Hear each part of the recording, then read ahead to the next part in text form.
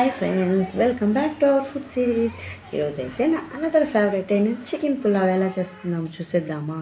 First అయితే అన్ని బియ్యము, టమోటాలు, ఎర్రగడ్డలు, పచ్చిమిర్చి, చికెన్ అన్నిటినీ కడిగి నీట్గా పక్కన పెట్టుకోవాలి. తర్వాత ఒక కుక్కర్ తీసుకోవాలి. కుక్కర్ తీసుకున్నాక కుక్కర్ కొంచెం హీట్ అయ్యాక దాంట్లో కొంచెం ఆయిల్ వేసుకొని మసాలా దినుసులు అంటే పట్ట, మొగ్గ అవి ఉంటాయి కదా, ఆకులు అవన్నీ వేసుకోవాలి.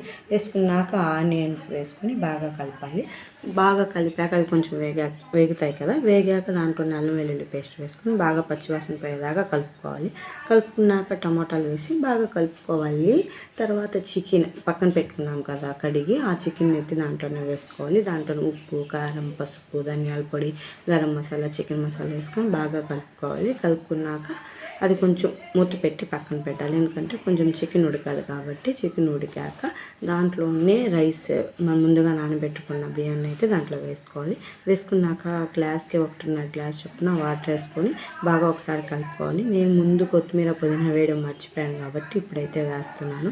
వేసేసి బాగా కలిపేసి ఒక విజిల్ వచ్చేదాకా మూత పెట్టి ఉడకపెట్టుకోవాలి.